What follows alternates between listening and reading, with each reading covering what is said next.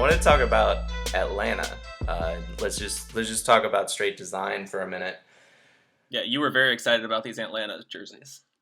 Well, I want to sort of juxtapose two things here because we had your favorite Atlanta United FC logo unveiling yesterday, which Oh yeah, from the name to the British announcer I don't. to the overly thought out details of this design was just pretty incredible. I mean, I get what they're doing with that video. Well, first of all, I don't get the British accent. That pisses me off. Like, can we just stop with that? Like, soccer is also an American thing. Like, it's fine. We can have people who speak about soccer and don't have British accents, and we can take them seriously. So let's just kind of move away from that. The whole United thing, again, I mean, we already have a DC United. Minnesota United might be a team. It'd be nice to have a little more creativity there and maybe a departure again from the European aspect. But, as far as, like you said, the level of detail that they went into describing like each little thing, it's a pretty basic design for their logo. I mean, it looks cool. It looks good. I like it. But the fifth stripe is for community, yeah, and the A is anchored with the community. Yeah, it's just like, are you serious? Like, no, that's not. Don't give me that line of BS. Like, just say, hey, here's a really cool badge. Here you go.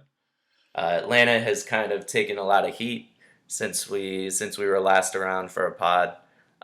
We had just talked about the Bucks jerseys that we thought were a great look and a great move, and in the NBA, the Atlanta Hawks unveiled what they had been doing for their new uniforms. Yeah, and I know, like I mentioned this before, but you're a pretty big fan of these jerseys, aren't you? I'm actually kind of huge on these, and I actually like them more every time I see them. And if you just Google the Hawks uniform, it won't be hard to find people just trashing this look. UniWatch was not a fan at all. They thought that the black road uniform actually looked like a trash bag. Now that trash bags supposedly have these triangles on them, but let's break down the look real quick because there are a lot of interesting components to it. I mean, first of all, listeners of this episode alone will recognize that I'm really getting into this Volt Green for some reason, which I'm sure undermines my credibility completely. My credibility is gone, but I actually like it. I mean, it's a departure, and that's what I like to see with kits. I don't necessarily love weird designs across the chest, but if you can do interesting things with colors that I don't think is that much of a departure from the Atlanta Hawks identity. No. I think it's a cool way to go. And actually the interesting thing about Volt Green in this instance is that they had been looking at this color as a nod to Pistol Pete. Yeah, the look that was sort of a much worse green, but still a style of green that is one of their best sellers. They only wore it for 2 years. I mean, we've seen overconfidence. Shout out to Steve Ballmer. But I think it works with this look, and I'm actually really intrigued by the feather pattern on the jersey, the triangles that are in different shades throughout, basically. And the cool thing about these looks, I think, are the mix and match component, where they're actually talking about taking the black shorts and wear them with the red jerseys and vice versa. Yeah, very Oregon-esque. Very Oregon-esque. I mean, this is one thing from the Volt Green to that mix and match component to this being supposedly the first NBA look that's designed down to the socks and the laces, which is interesting. You have all of the players buy-ins while you're designing it, but then DeMar Carroll goes to the Raptors and Tim Hardaway gets traded to the team.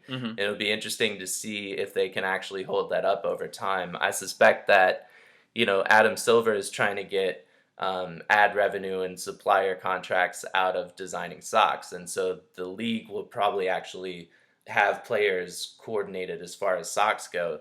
But I don't see with players getting shoe deals and all that sort of stuff, I don't really see that one being something that they can hold on to over time. Yeah, it sounds like it's more just the actual shoelaces, not the shoes, right? That they'll have to kind of coordinate. Yeah, that could be. Like And maybe Volt if your Green ones or laces something are like that. Volt Green, yeah, your choices of kicks might be a little limited. Yeah. But yeah, this does just remind me again, like I said, of Oregon. Like I said, with the mix matching with the different jerseys and the Volt Green, and having a lot of the input from the players. I think at one point they said they had between matching the. I mean, this is a little different in football because they have the helmet and stuff like that.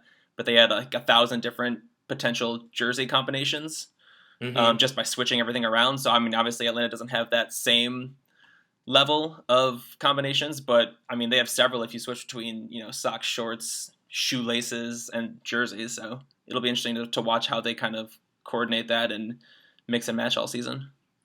Well put. I mean, we're firmly for this look, obviously, and we're not afraid to be the only voice on the landscape saying that. I mean, there are a couple of people who are behind it as well in the Twitterverse, but some of the top folks we follow are not into this look.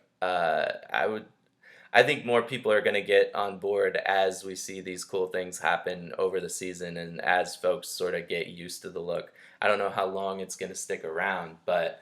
I think it's a good move for the Hawks.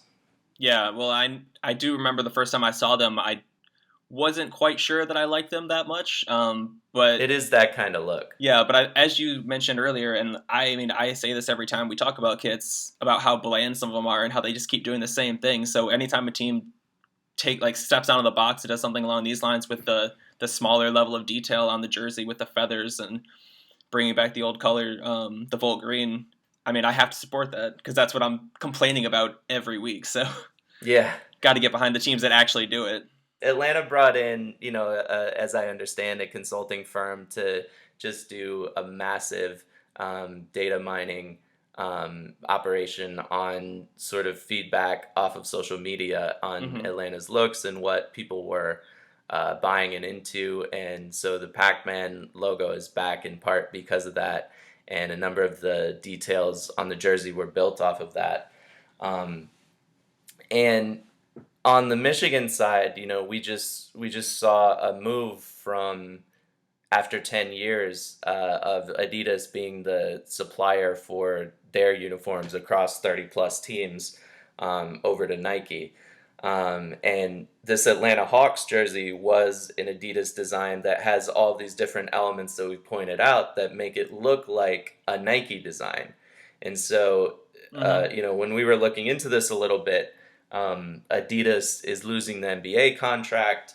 They're losing this Michigan contract and a couple others on the college side, and it's interesting that they would make a look that really looks more like a Nike design that Nike will be producing in 2 years, and what that means for where they stand.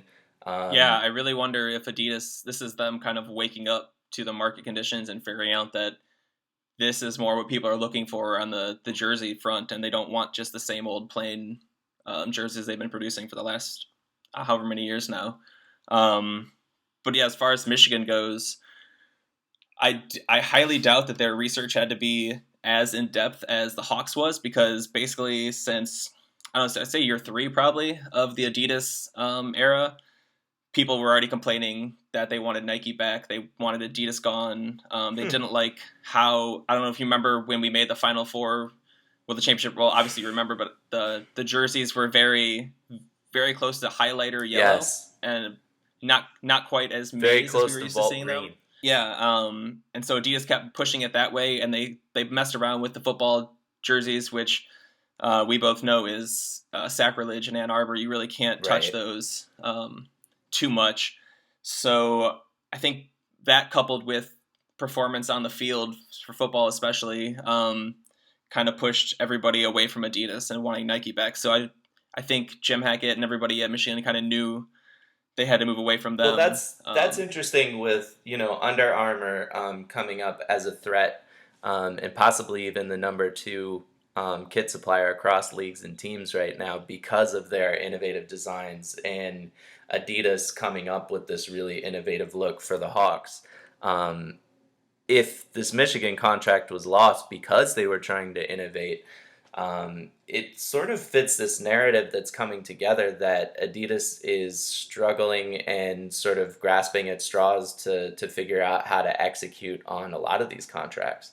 Yeah, that's the problem. It seems like they don't really understand their clients that well, maybe. Because they it seems like they haven't been innovating where they could have been, and then they come into a place like Michigan, which is very much stuck in tradition, and they don't really have a lot of room for innovation that the fans are really going to react well to. So to try to change that look seems to run counter to what they should have probably done. So it seems like they're kind of, like I said, just kind of grasping at this point and trying to figure out what works. But losing Michigan, they lost University of Tennessee. Tennessee actually took $1.5 million less per year to move to Nike, so that can't be a good sign for Adidas in this space. And Under Armour actually already is out earning them or outspending them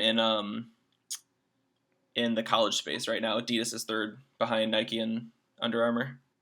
Yeah, I mean, it sounds like Adidas is kind of getting pushed to, they have the MLS contract.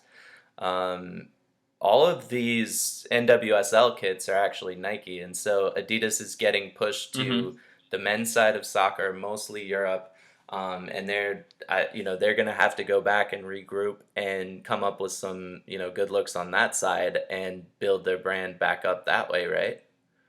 Yeah, that seems to really be their course of action right now. Like you said, they're losing league deals left and right.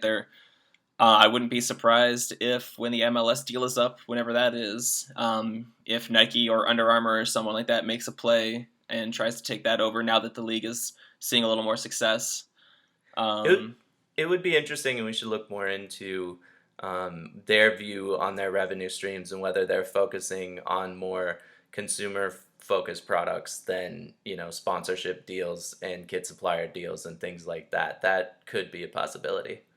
yeah, it definitely is. But I mean, with the amount of fans across the world for these different leagues, like I know people like to think that it doesn't make a difference, but when you see your favorite team wearing a certain brand, next time you're like Yeah. buying a new pair of shoes, you're probably going to think to yourself, "Oh, Adidas." I think I Adidas mean, still has a couple of player deals to produce. oh, they have Uh, Messi, so they're doing all right there. right. Well, that's the thing is that Euro soccer is their bread and butter at the Yeah, moment, and they're really going to have to deliver on that front in order to stay competitive. yeah, they're kind of losing out in the U.S. right now. But like you said, as Euro soccer continues to grow here, which is already pretty big, I mean they'll be in good shape still. It's just interesting to see them losing all of these league deals and to see Nike just kind of throwing this money around right now to take over all of them. Absolutely. So we got to remind folks that you can find us our home on SoundCloud, find all the back episodes there, but we're also on YouTube, Instagram, Tumblr. You can find different features across those. Check us out across the platforms, and until then.